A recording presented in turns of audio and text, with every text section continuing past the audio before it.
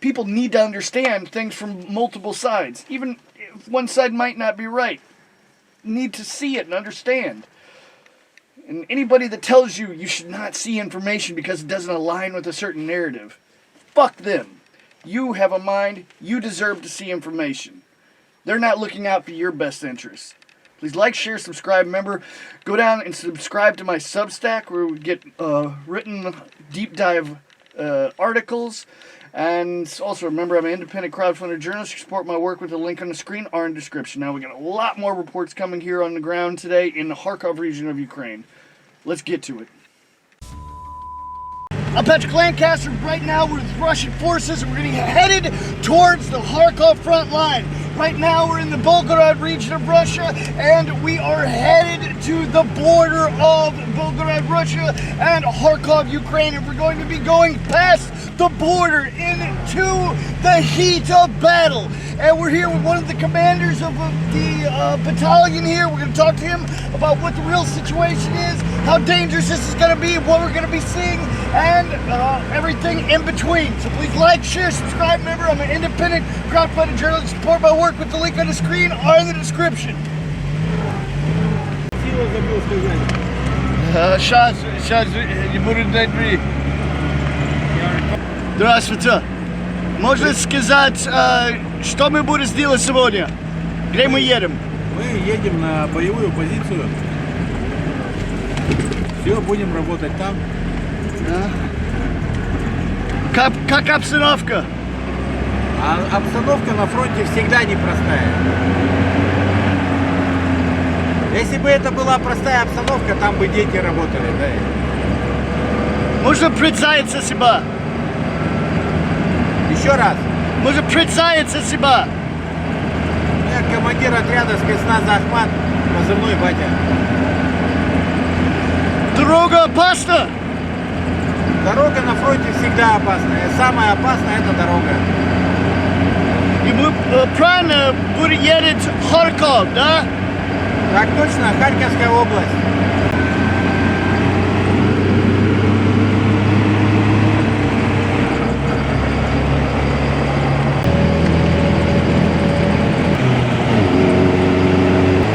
In case it's not clear what we're seeing now, this road is like the road of death. You're seeing destroyed vehicle after destroyed vehicle here on the road heading into the Kharkov region of Ukraine.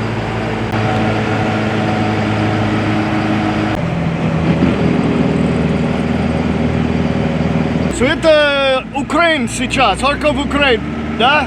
Так точно, вот сейчас здесь будет Украина. Там, где мы проезжали, там, это раньше был пропускной пункт на Украину. Ага. Официальный. А Вот мы сейчас здесь уже едем по территории Украины, потому не по той дороге, потому что та дорога заминирована. Ага. Но сейчас мы на территории Украины, да? Точно, так точно. Сказать, где мы находимся сейчас? В Харьковской области.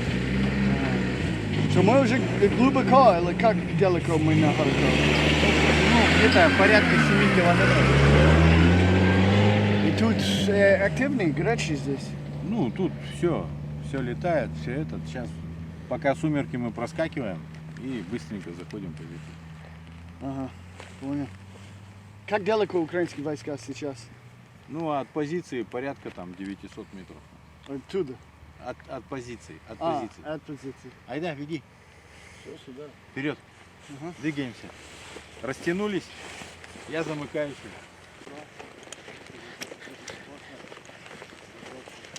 So, right now, we've obviously arrived near the positions.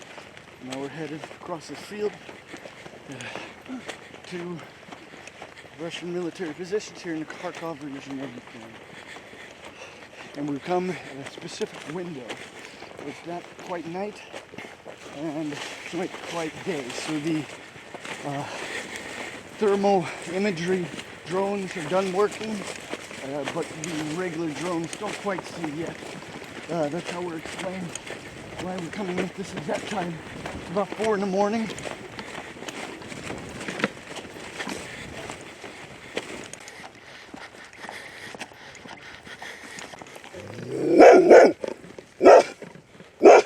Alright, so we've made it to the position. We're gonna go underground now.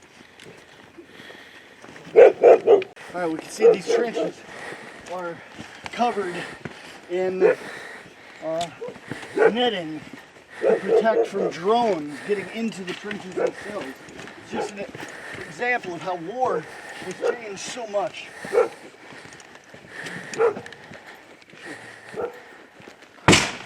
Jesus. Какой стороны?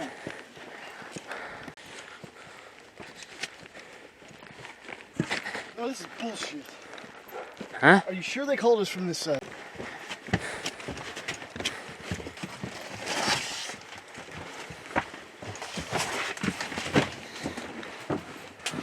That is not a good feeling.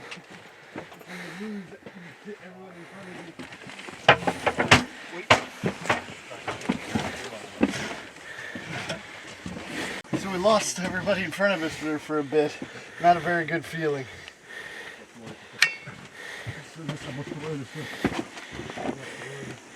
Ну что сделать?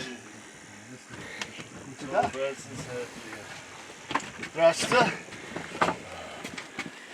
Снимай? Так тут разуваться, не разуваться, так красиво и чисто, что аж как будто не на позиции. Не, там ковер, это, ну, разуваться надо, но если это самое для съемок, так можно. Ну что, уберем, потрусим.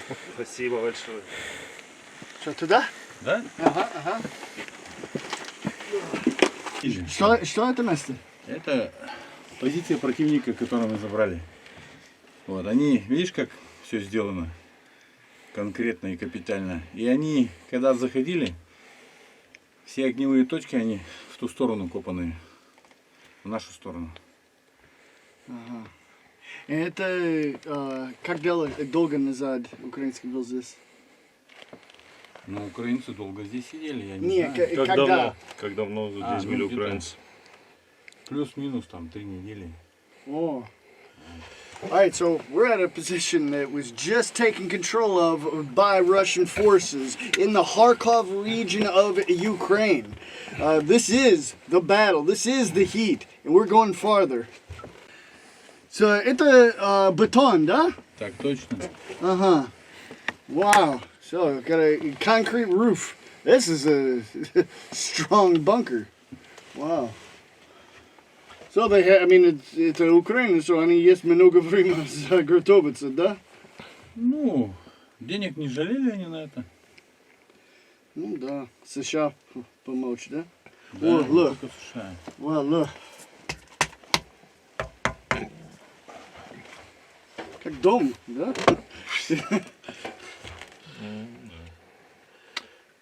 Какой план? Как план? Что мы План? Ну, сейчас посмотрим, как обстановка, спалили они нас, не спалили, что мы шли. Ну и все, потом позицию покажем вам. Всё Что-то снимаете. рассветет, да, получается? Ну, сейчас уже все расцветает. И если они понятно мы здесь, что будет? Ну, накрывать будут. Ну, у нас-то, слава богу, да. Будет много бомбили, да? Хорошая позиция. Но если они понимают, мы приехал, они сильно... Понятно. Ага. Ну и ты бы, и я бы это сделал, да. Да? Конечно. Откуда я знаю, что журналисты приехали, да? Да. Вдруг пришла штурмовая группа, на меня пойдет. Надо уничтожить. Ага, понял. В принципе, мы здесь пока и Да, смотрим... сейчас успокоится вся обстановка. Ну и по позиции пройдемся. Дальше. Ну, нет, по этой позиции покажу. позиция, ага. Позиция здоровенная, тут она ротная была. Тут у них рота Это сидела. родно-опорный пункт, да? Рота, да, рота сидела. И сейчас сколько метров украинские войска? Ну, где-то 900-800. 900-800. Это передовой, да? Да. Никто между мы и украинский? Нет, нету. Ага, это мы и украинский. Да. Интересно. И сейчас мы находимся, по сути, на территории Харьковской области, правильно? Ну вот мы где перекресток переезжали, кто с нами сидел? Вот он сидел. Перекресток проезжали. Вот мы через перекресток переезжали, если налево, это стоял контрольно-пропускной пункт туда, таможня. Мы его мимо проехали, потому что там все конкретно заминировано, там не проскочишь по полям. И как далеко город Харьков сейчас? Я что-то не знаю даже.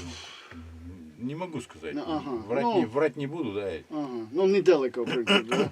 Ну, если от Белгорода, он там 70 километров по Мгм. прямой. То как 20, да? Или- Нет, ну, я думаю, километров, наверное, 40 Ага. Понял. Хорошо. плюс-минус. So regardless of what side of the conflict you favor, information and perspectives need to be seen on both sides of the line. And it's your responsibility to educate yourself, not just be led like sheep by the mainstream media. Think for yourself, open your mind. Че? Чи не вас привозил? Нет. Сказать, so вы корни немец, да? Да, так точно. И как? Как? Ну, мой предок пришел на Русь давным-давно. Мой там прадед вместе с Суворовым ходил в походы военные. Участвовал в битве при Козлудже вместе с Суворовым. И все, вплоть до деда, служили в царской гвардии. Деда, когда там перед войной репрессии были, арестовали, но не расстреляли, потому что он не признал. Вот, война началась, офицеров не хватало. Его достали там из заключения и отправили на фронт. И Каширское шоссе, деревня Малеево. 26 ноября в 41 году он там погиб. Вот. Они огонь на себя вызвали на самоходках. Вот. А дед со стороны матушки в 42-м погиб под Питером, когда прорывали блокаду. Он в книге памяти защитников Ленинграда там в жестоком бою геройски погиб. Я тот человек, у которого дедов не было. Было две бабушки. Причем, ну, обе натерпелись, да, там. Бабушку со стороны отца высылали вместе с отцом в Казахстан. Да, ну и так далее. А бабушка со стороны матушки, когда дед ушел на фронт, их было 9 детей в семье. Вот. И дед погиб, бабушка получила похоронку, оглохла и до конца жизни не слышала, от горя оглохла. Двое детей умерли от голода. 7 выжило. Вот. Так что я из того поколения, да, из старой закваски. И вы 7 детей, да? Ну, да. И вы откуда? И с Урала. Урал, да? И сейчас вы как комбат здесь, Ну, да? командир отряда, да. Ага. У меня старший сын воюет. Это вот как раз то поколение молодежи. Да, ему 19 лет. Он уже после ранения. Тоже воюет. Он тоже был как чемпион. Да, рукопашник. Мгм. Не, младший рукопашник. Я и сам А, рукопашник. ага. Я был бы, если бы балероном, я бы их балету научил. All right, so we thought we were going to have time to drink some coffee, got most of it down, but now we hear the fighting is starting above us. We hear gunshots and some explosions. It's a little unclear if it's airburst explosions or if the drone's actually hitting and exploding. But what we think is going on is they're engaging drones that are over us, Ukrainian drones over the position right now, hunting us, hunting the soldiers here. Что будет сейчас? Война будет где-то года до 2027, наверное. Как минимум. Думал, Я ж тебе говорил, что пока флаг над Рейхстагом не поднимем, война не закончится. Помнишь, я тебе говорил? ну да, помню. Теперь ты понимаешь, они же вон изо всех сил на войну собираются. Германия ножи точит, да. Люди вкладывают миллиарды евро, сотни миллиардов в ВПК Европы. Да. И они не собираются останавливаться. Но вот через день или два в этой неделе Трамп и Путин должны встретиться. Ну смотри, они же исповедуют политику «разделяй и властвуй». Он тут же хочет встретиться с Путиным, какие-то вопросы решать, а тут же говорит, что Россия геополитический противник, да, и мы вот тут на этом, там, в этой отрасли ухудшаем положение, в этой отрасли. Ничего хорошего не будет. И война не закончится завтра, это точно. Пока мы им как следует по зубам не дадим, да, ничего не закончится. Ну, вы сказал Берлин, но я думал, это как половина шутка, да? Нет, Это- нет, это не шутка, это так и есть. Ну смотри, что начинается. Контингент в Прибалтике увеличивают. Контингент натовский в Прибалтике конкретно увеличили. Уже полтора года в районе Финляндии идут учения. Одно учение заканчивается, на второе начинается. 120-тысячная группировка НАТО там. Сейчас они хотят нам запретить судоходство, начинают препятствовать проходу кораблей и просто пароходов мирных. И это пиратство. Они вынуждают, они конкретно провоцируют Россию. Это же Но открыто. они сказали, они сделали это потому, что они думал, Россия хочет дальше. Чё смеяться? У России настолько огромные территории, которые надо осваивать. Нам не надо дальше, мы самодостаточны. Это же прекрасно все понимают. Но если не хочешь дальше, зачем Берлин? А потому что они иначе не успокоятся. А как ты их успокоишь? Что толку бить по Риге? В Риге кто сидят? Пешки, куклы.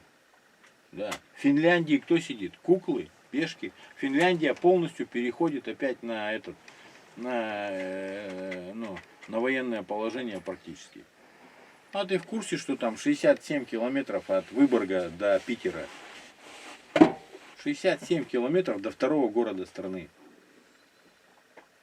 Ну, ракета сколько пролетит, а этот дрон за сколько пролетит это расстояние? Вот и все. И они не собираются останавливаться. Сейчас тут видят, что мы наступаем на Западе. Что они начинают делать? Тыкаться в подбрюшье, да, за Кавказье начинают залазят.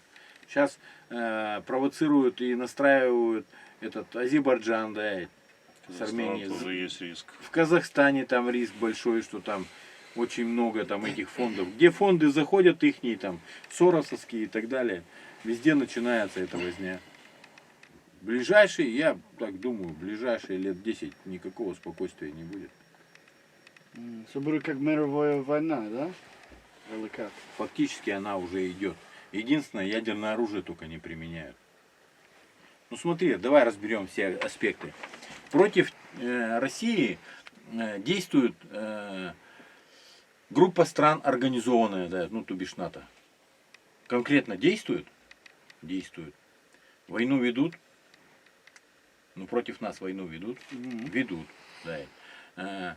Ихние фактически управленческие все структуры задействованы и так далее, потому что хохлы сами руководят такими операциями. Разведка, космическая разведка, эти разведывательные дроны большие и разведывательные самолеты, постоянно облеты, и после них, ну, после того, как они летают, там начинаются обстрелы, там, и дронами, ракетами и так далее. То есть идет это дело? Идет.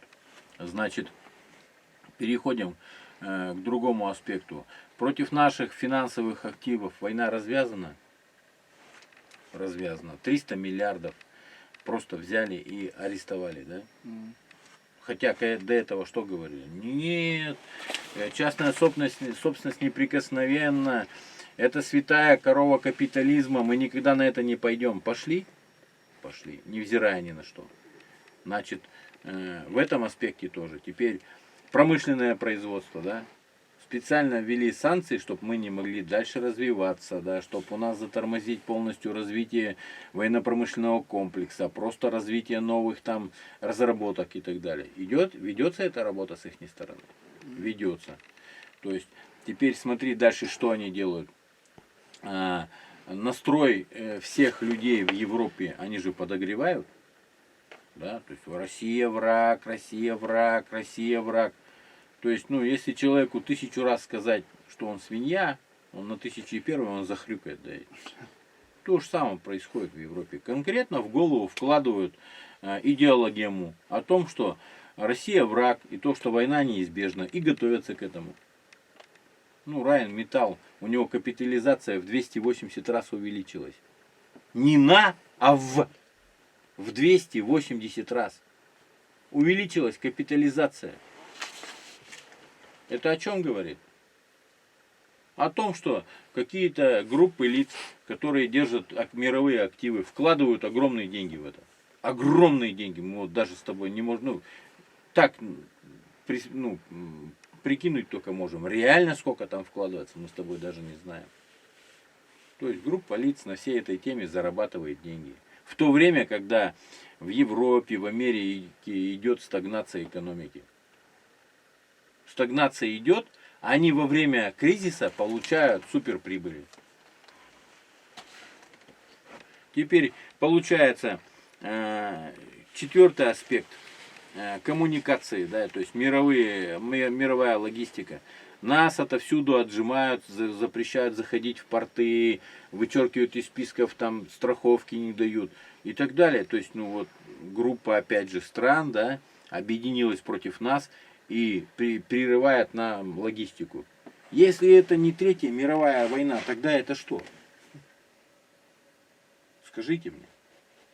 Мы просто представляли, что Третья мировая война, она будет такая же, как Вторая мировая, там 1000 километров окопов, передовая и так далее. Война идет. Она объявлена нам давно. Да. На самом деле там Путин столько раз предлагал им всякие варианты, да, и там мириться и так далее, там вступить в НАТО. Никто не собирался этого делать. Всем нужна наша территория. Во-первых, это логистика сразу другая у них будет, да.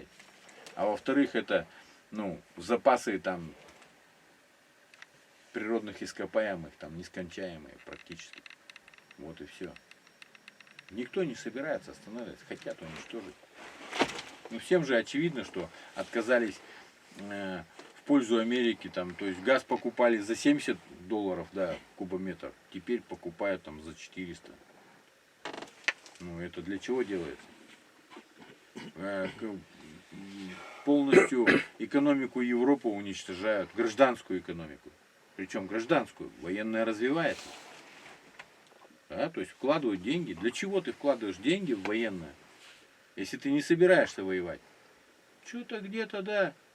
Война идет, Третья мировая война, она сейчас идет, и мы в ней участвуем. Мы, да, там люди заблуждались, думали, что там Третья мировая, это когда все страны объявят войну. Нет, они не объявляют войну, они ее ведут. Это же удобно. Да, до конца, там, ну, откровенно не нападать, а постоянно пытаться сзади воткнуть нож в спину, да, горло перерезать тихонечко, пока никто не видит. Это же происходит.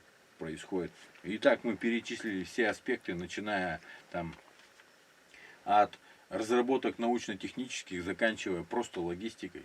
Нам все перекрывают. Если это не война, тогда это что? Скажите мне. И как их остановить? Ну, я лично считаю, поможет только флаг над Рейхстагом. Другой какой вариант?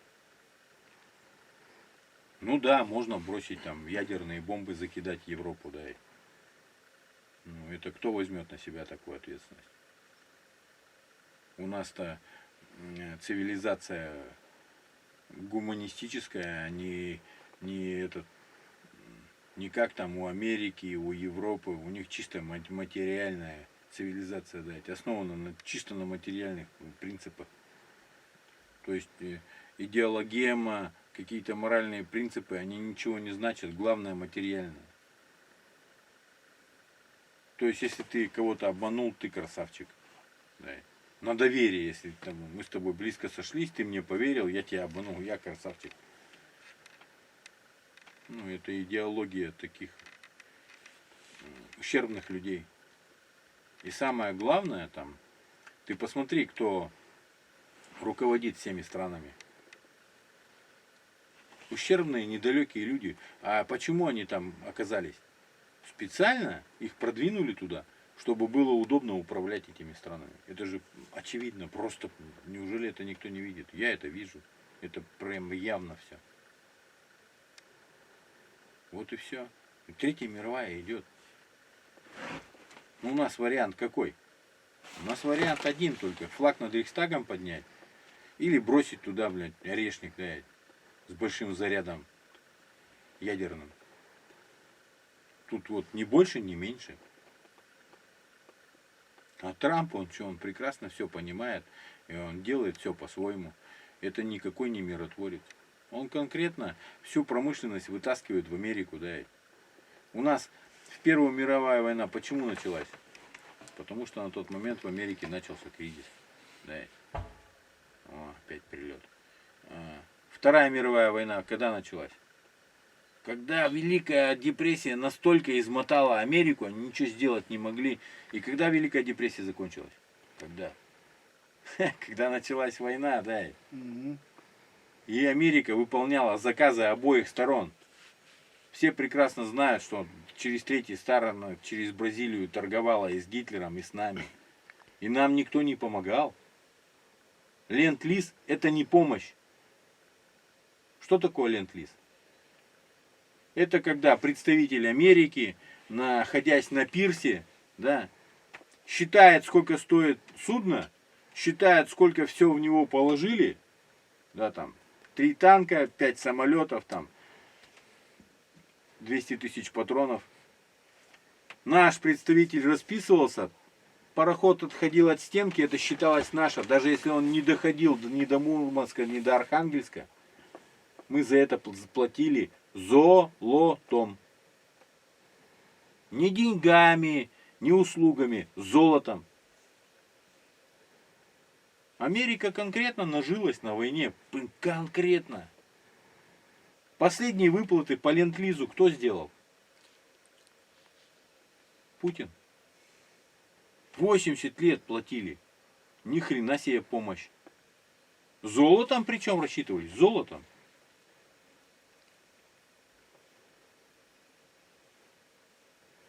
Вот и все. Так что вариков нет, нам только побеждать. Они нас в покое не оставят, пока мы им, их не разобьем. Это мое глубокое убеждение. Но это всем проницательным людям, у кого мозги нормально работают, это всем видно. Это все понимают. Тут хоть что говорите. За какой аспект не возьмись, против нас ведутся враждебные действия. Ну да, они не называют это войной. Надо ведь смотреть на то, что делают, а не то, что там пропагандируют. Если я тебя сейчас ударю в лицо, это что будет? Бой. Ну, я скажу, да нет, это выравнивание позиций. Просто ты мне не нравишься, ты вот не такой, как мы, блин. Потом еще раз тебя ударю, блин. А когда ты говоришь, все, мир, я дам денег ему, и он тебе нож в спину ударит. Дам нож ему, дам обмундирование ему, дам ему машину, чтобы он подъехал к тебе к дому и твой дом поджег. Это не война? Третья мировая идет уже давно. И мы в ней все участвуем уже давно. Вот и все. All right. So anybody, regardless of what side of this conflict you favor, if you don't think perspectives like this should be seen, there's something wrong with you. And there's something wrong with the overall system. Because I bring you the perspectives you're not going to see in other places. I want you to comment below. Has World War III started? Where is the line of this war going to end? What's going to happen next? How far is this going to go? Is this going to become a nuclear conflict? What do you think about these perspectives? What are we showing you wrong here? What are we showing you right? We weren't sure exactly how these reports were going to play out today, But this is an important perspective that you need to see and you need to share to other places so people can think for themselves, think outside the box, and just, I know I say it a lot, but don't just be led. You're a person. You have a mind. Don't just blindly watch something, read something, and say, okay, well, I guess that's right. You know, not everything I say is right. I don't have all the information, but no one does.